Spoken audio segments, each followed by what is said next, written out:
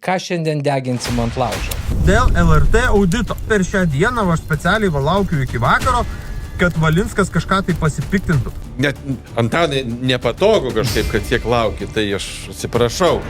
Gal iš vis LRT nereikės tokio kaip pastato? Nereikės kaip LRT užteks vieno kambario buto, pastatyti direktorių ir samdyti papildomas pastatas. Ir norint kelti tokią revoliuciją, tai reikia pirmiausia užimti tiltus, bankus ir telegrafą. Tai telegrafą perkeliam į televiziją. Lygiai tas pats. Už tuos pirkimus šiandieną Budrienė turėtų būti keliama baudžiamoji byla LRT direktoriai. Čia jau buvo kaltinama, kad reikia Sodinti į kalėjimą. Sodinti kalėjimą. Tai baudžiamoji teisė. Tai rodo manipulaciją va tokia, kai eina tokia žodžių trida. Radaram rinko pinigus ir ten visą šitą. Ir jie beje šitiek eterio LRT davė. Jūs pabandykite LRT gauti visą dieną eterio, kad į jūsų asmeninę sąskaitą kažkas pompuotų pinigus. Čia yra visų atmatų kvintesencija. Toks kaip labai gerai presuoto šūdo gabalas. Čia jau nesivelkim. Jeigu bus ieškiniai, tai čia įsiaiškins.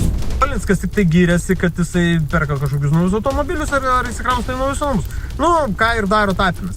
Jie visi kažką tai atidaro. Mes kalbam apie 10 lempų. Tapinas ėjo žaisti pokerio, aš ėjau pirkti naujo automobilio, dar daviau Valinskiniai Kalgotkiam, ateis televizijos direktorė Monika 2.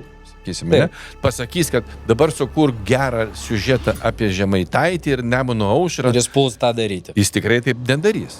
Jie taip įsivaizduoja, kad taip turėtų būti. Nes jie gyvena anais laikais dar. Jie gyvena savo pasauliuose, kuriuose taip pas juos pagal Panetkės šefas. Taip ir vyksta. Taip ir turi vykti. Ar jūs girdėjot, kad be 40% žmonių į darbą priimta savo draugų be konkursų.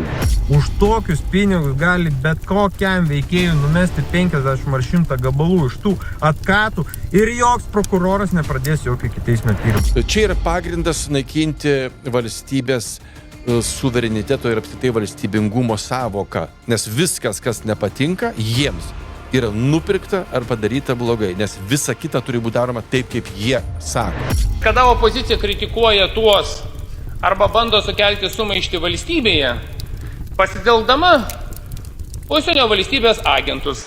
Čia Rusijoje tai suteikiama visiems, kurie nepatogus, be visų kitų titulų, jie pradeda vadinti būtent užsienio agentus. Ir ne tik vadinti, bet yra netgi teisinis terminas ir už tai numatyta bausmė. Ir tai yra pirmas kelias į valstybės susinaikinimą arba pasidavimą kitos šalies įtakai. 35 metus buvo tamsa. Po tamsos atėjo šviesa. Ir jie mato galimybę 28 metais eiti su jais. Tu manai, kad jie veršis? Be jokios abejonės. Jie dabar atvirai konkuruoja, kuris gali giliau ir smagiau sulysti Žemaitaičiui į vieną vietą. Nu, cirkas be pinigų. Ir atėjo jis ir pasakė, tebūnie šviesa. Kaip sakė Klivečka, šviesa. Dučia, šviesa. Naujas fiureris atėjo. Valstybės kontrolė konstatavo, kad šiurkščiausi pažeidimai. Tuo tarpu nusikalstamos veikos požymių mes nematėme ir į teisėsaugos institucijas nesikreipėme.